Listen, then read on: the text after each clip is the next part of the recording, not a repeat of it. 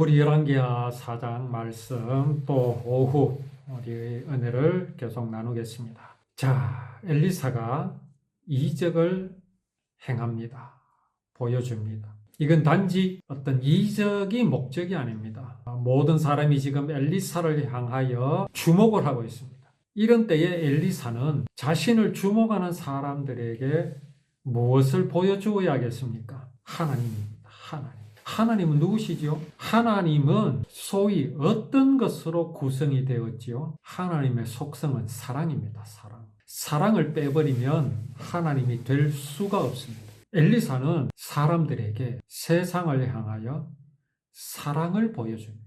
사랑을 보여주어야 합니다. 그런데 이 사랑은요, 가난한 사람을 구제하고 고아와 과부를 돌보고 이웃을 사랑하고 그런 게 아닙니다. 그런 것이 목적이 아니라는 말씀입니다. 그런 것을 목적으로 말하는 것은 뭐와 같으냐 하면 율법을 법으로 말하는 것과 같습니다. 고린도전서 13장 마지막에 무슨 말씀이 나옵니까? 그런즉 믿음, 소망, 사랑 이 세 가지는 항상 있을 것인데 그 중에 제일은 사랑이에요. 무슨 의미입니까? 그러면 믿음은 의미가 없습니까? 소망은 의미가 없다는 말씀입니까? 아닙니다. 그런 말씀이 결코 아닙니다. 믿음, 소망, 사랑 그 중에 제일은 사랑이라고 말씀하신 이유가 있습니다. 그 말씀 무슨 말씀이냐 하면 믿음은 무엇을 믿을 것이냐라는 걸 말씀하시는 겁니다. 우리 무엇을 믿어야 합니까? 하나님을 믿어야 하지요. 그럼 하나님을 믿는다라는 게 뭡니까? 그게 바로 하나님의 속성을 믿는 겁니다. 하나님은 사랑이시라. 하나님의 사랑을 믿는 겁니다. 그 사랑이 어떤 사랑입니까? 무조건적인 사랑입니다. 사람은 하나님의 사랑을 배반하였으나 하나님은 그 사랑이 영원하시기 때문에 사랑하시기 위하여 창조하신 사람은 버렸지만 하나님은 버리시지 않는 그 사랑입니다. 그걸 믿는 겁니다. 무엇을 소망하는 겁니까? 무엇을 우리가 기대하는 겁니까? 사랑이 없으면, 하나님의 사랑이 없으면 우리가 기대하는 것은 아무 의미가 없습니다. 기대할 것도 없습니다.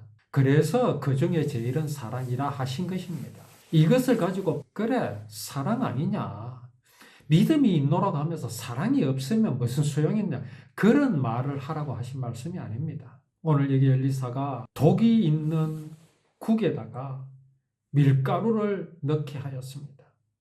그러니까 해독이 되었습니다. 이것으로 보여주고자 하는 것은 엘리사의 마음속에 있는 하나님, 엘리사가 전하는 하나님, 그 하나님은 살아계시다는 겁니다. 그리고 독이 해독이 되었지요. 우리의 마음에 무엇을 던져 넣어야 나를 죽이는 죄악이 해독이 되겠습니까? 이 세상에는 무엇을 던져 넣어야 사람이 하나님과 같이 될 수 있다고 하는 사람을 죽이는 그 신념, 사람을 죽이는 그 독이 해독이 되겠습니까? 바로 예수 그리스도십니다. 여기 밀가루가 무엇입니까? 하늘의 밀알이 땅에 떨어져 죽었습니다. 많은 밀알을 맺었습니다. 그 밀알을 맷돌에 갈고 또 갈아서 무엇이 나옵니까? 그 밀알이 깨져서 밀가루가 만들어진 겁니다. 예수 그리스도의 모습입니다. 율법의 모습이 바로 이 밀가루의 모습입니다.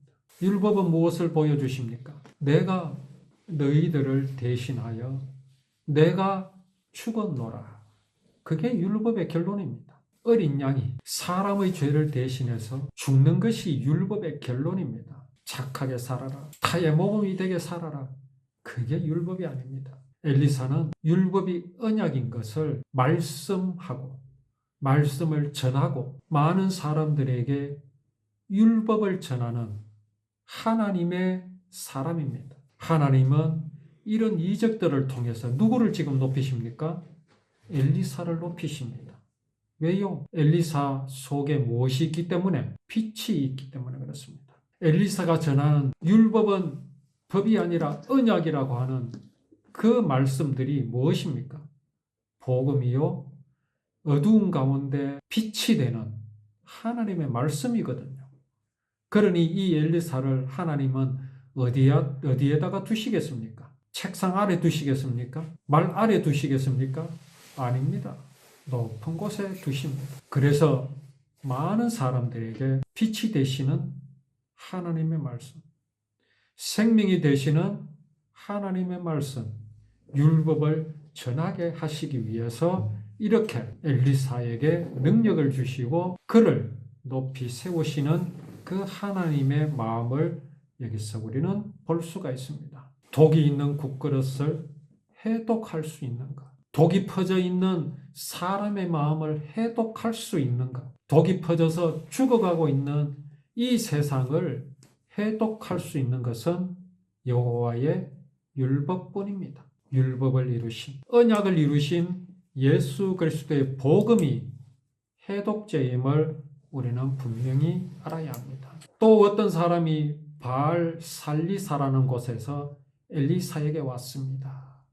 그에게 햇곡식으로 만든, 햇보리로 만든 빵이 있었습니다. 그걸 자루에 담아서 엘리사에게 가져왔습니다. 지금 어떻습니까? 이스라엘은 가뭄이 들었습니다. 그래서 농사가 되지 않고 흉년입니다. 참 먹을 것이 없습니다.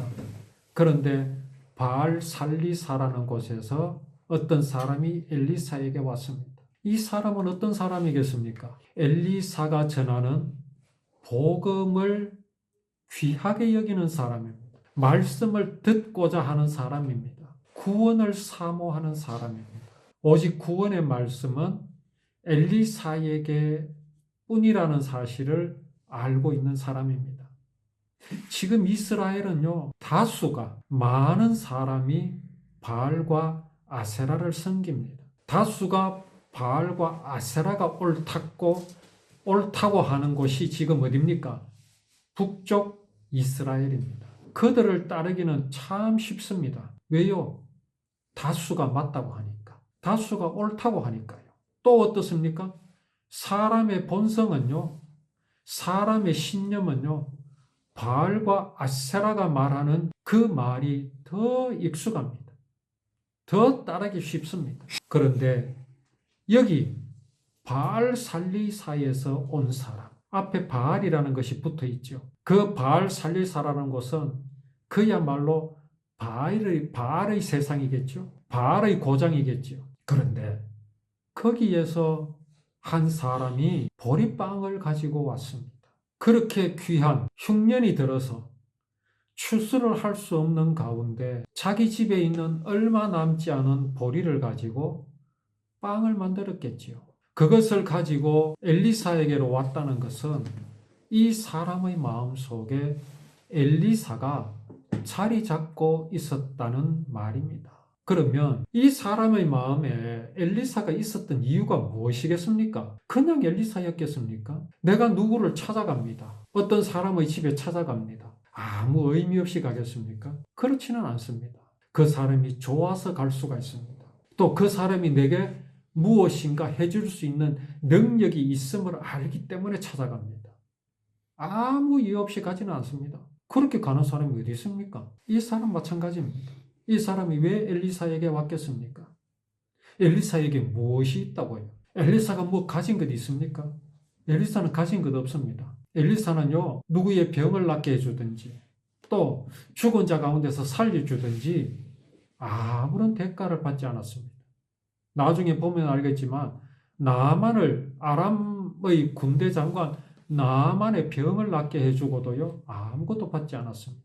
엘리사는 빈털털입니다. 그저 하루 먹을 것 있으면 충분한 사람입니다. 그는 하나님의 언약, 율법으로만 즐거워하는 사람이었습니다.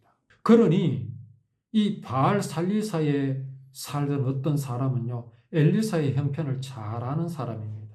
그의 마음속에 이 어려운 지금 지경에 생각난 사람이 엘리사라는 것은 이 사람 마음속에 엘리사가 어떤 부분을 차지하고 있느냐를 보여줍니다.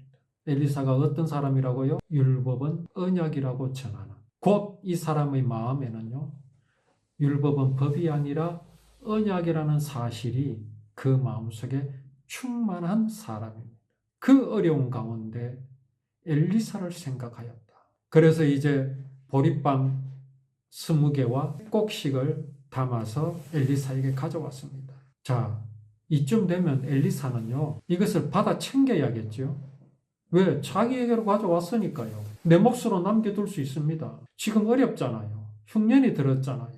엘리사도 하루하루 끼니를 걱정할 만큼 어렵습니다. 그런데 엘리사가 뭐랍니까? 그것을 사람들에게 주어서 먹게 하라고. 정말 주님께서 기뻐하시는 것은요, 내가 그렇게 사랑을 베풀었고 그 사랑을 이루었으니 그 사랑을 너희가 받아서 누리는 것을 하나님은 기뻐하십니다. 오늘날 교회가 말하는 엘리사를 본받으라, 그 말 아닙니다. 우리의 마음에 여호와의 율법을 즐거워하고 그 율법을 주야로 묵상하는 마음이 충만하면요, 이게 저절로 됩니다. 저절로 된다니까요. 근데 참 안타까운 건요, 지속이 안 됩니다. 우리는 좋을 때는 됩니다. 저절로 구원이 기뻐가지고 막 춤을 출 때는 저절로 되지요. 그런데 그 기쁨이 싹 사라지면요, 또 본전으로 돌아갑니다. 그게 인생입니다. 그게 인생입니다. 우리는 그거 인정해야 됩니다. 그래서 우리가 항상 기도해야 될 것은 뭐냐? 구원의 즐거움을 놓치지 않게 늘 그 즐거움을 회복하여 달라는 기도가 우리에게 있어야 합니다. 엘리사는 지금 그 기쁨에 충만한 겁니다. 성령의 열매는요, 내가 맺으려고 노력하는 게 아닙니다. 성령님이 무엇입니까? 내게 구원을 알게 하신 하나님의 지혜입니다. 하나님의 사랑입니다. 구원이 내 마음속에 충만하면요, 그게 막 자비와 온유와 양성과 절제라는 단어 몰라도 됩니다. 나는 모르는데 저절로 나타나는 것이 성령의 열매입니다. 거기에다가 제목을 붙였을 뿐이지요. 그게 보니까 뭡니까? 자비함이었고. 그게 뭡니까? 이 어려운 가운데 양식을 가져왔는데 그거를 다른 사람들에게 주어라. 저절로 나타나는 겁니다. 엘리사의 제자들은 엘리사의 이러한 모습 속에서 무엇을 발견해야 됩니까? 우리 스승님 정말 대단하네. 어떻게 저럴 수가 있나?